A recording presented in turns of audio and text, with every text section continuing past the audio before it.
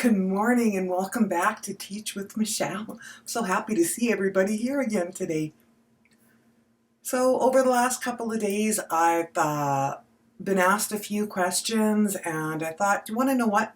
Maybe I need to make just a short little video about what next. Okay, so I've been online, I'm doing my TESOL certificate or TEFL, whatever it is you choose, right? But then what? Then what do I do?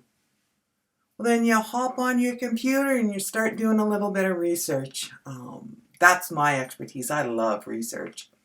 But you start finding companies that you're going to be well suited for, or they'll be well suited for you. I did a lot of research. I also had a lot of help from a wonderful mentor of mine who has played a very big role in my journey as an ESL teacher. Lots of guidance, lots of support. So that's what I want to be here for you for, is that guidance and support that she gave to me on my journey to becoming a teacher. Once you find a company that works for you, apply for them. There's many out there, and I teach on a few different platforms. And I'm more than willing to share with you the platforms I teach on, their expectations. But that's not what this video is about.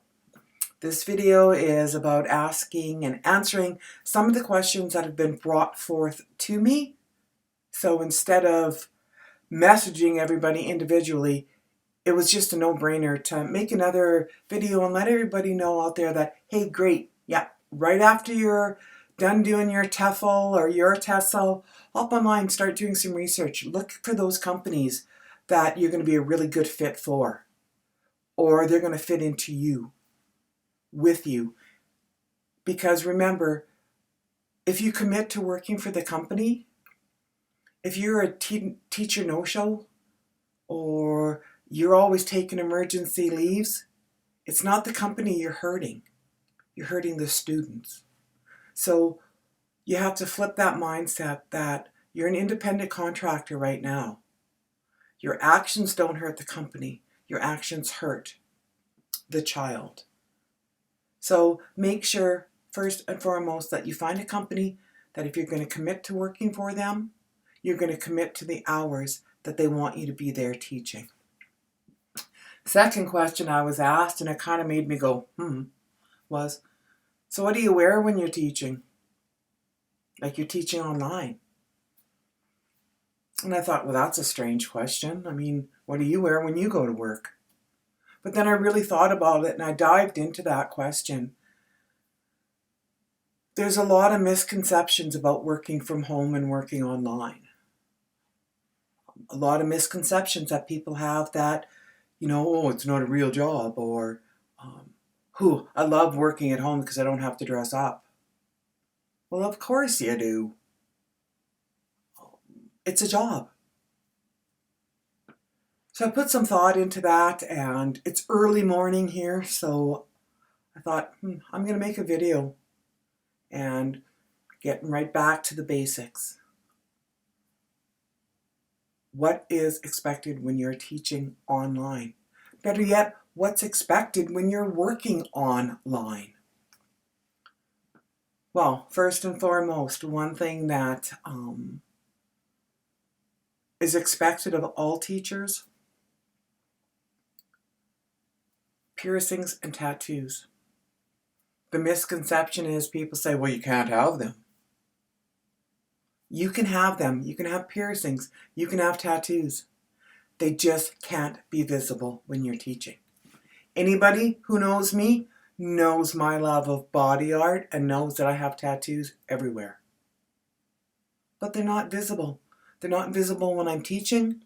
They're not visible, sorry for that, when I'm making videos on my YouTube channel. They're covered. So how do you do that? Simple. Can you see any of them? I wear a long sleeve t-shirt when I teach. Simple. They're covered. You don't see them. I went online yesterday and I was going to order me one of these fancy shirts, right? One of my fellow teachers said, oh, it's so easy in the morning, you know.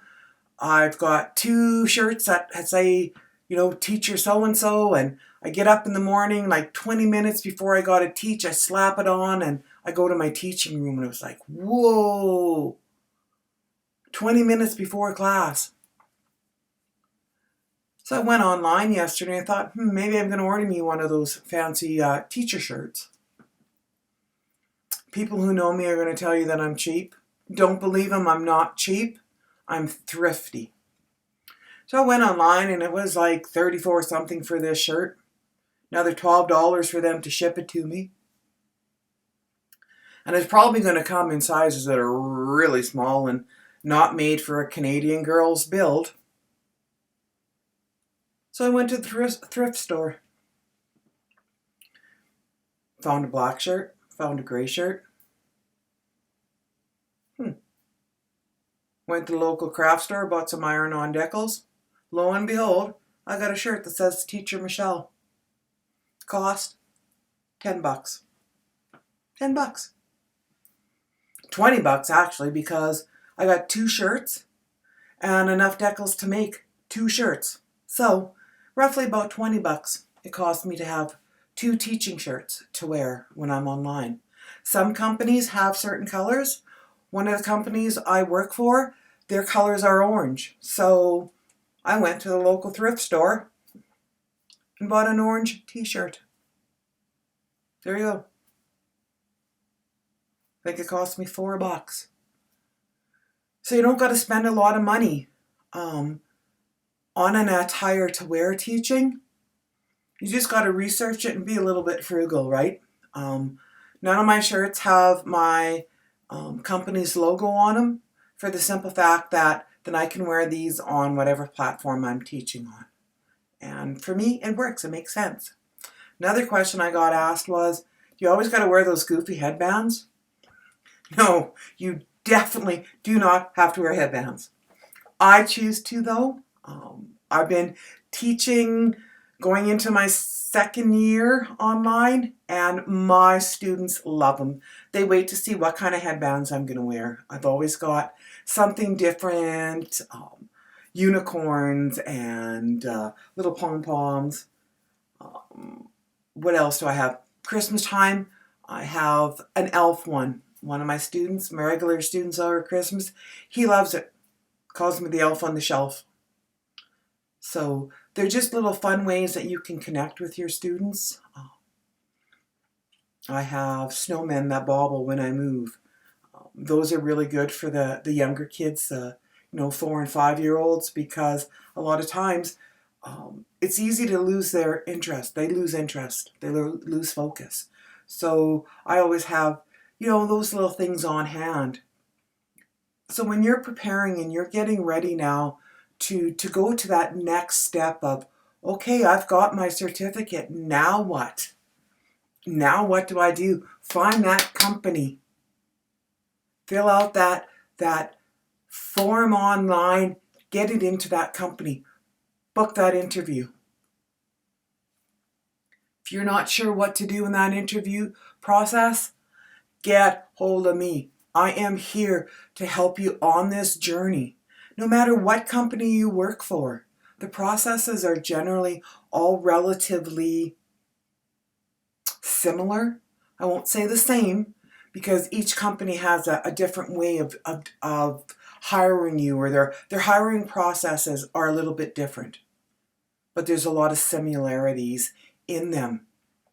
If you're older, like I was, thinking, oh boy, how am I going to do this? I know nothing about technology. There's nothing to it. It's very, very easy to get used to and move around on that platform. So let's kind of recap the answers to those questions that were out there. What do I do next? Get online, find a company that's going to work with you and for you, fill out that application, book your interview. Attire. Teaching online attire. Piercings, tattoos, please keep them covered. Simple, right? No brainer. What do I wear? You wear anything that looks professional. No low-cut shirts. You're not online to pick up a date. They like to see, t-shirts, polo shirts. Have your shoulders covered. No bare shoulders, ladies. Pretty simple. That's about it. If you're a guy, no muscle shirts. Nice polo shirt, nice button-up dress shirt. This is a job. Yeah. You want to wear your pajama pants? Go right ahead, because nobody sees you from the waist down, right? But from the waist up, look professional, look presentable. The last thing I want to talk about is somebody reached out to me and asked me, how come my lips are always so bright? Well, that's because these are our money makers, right? Our mouth is our money maker. Children need to be able to see the movement of our lips and our mouth. Especially, wow, I maybe need an English class, when we're enunciating words. So showing them the shape of our mouth, oh. So if we're wearing bright colored lipstick, red and pink are my go-to. The students can really see that online. That really stands out. And it allows them to focus on our mouth. When we move into the screen, they can really see that. No, guys, you don't have to wear lipstick. But for the women, yeah, that's another thing that a lot of platforms expect you to have that bright colored lipstick on. It doesn't have to be fluorescent pink. It could be any shade of pink or any shade of red, as long as your lips stand out when you're on screen. So those are kind of the simple basic things you need to keep in the back of your head, that this is a job and you need to treat it like a real job. I look forward to helping you guys on this journey. So any more questions, please feel free to contact me. If the questions you send me are, of course, more personal and more in depth, no, I'm not going to make a video on it. Today I just decided to make a video because there were several questions around the same kind of thing, that, what do we do next? Who should I work for? I can't tell you who to work for. I can tell you who I work for, and that I'm very happy working on those platforms. And the other thing was, what do you wear? Well, all those questions got answered here today. But if there's any further questions, please, I am always available to help anybody on their journey. So, till I see you again, goodbye from Teacher Michelle.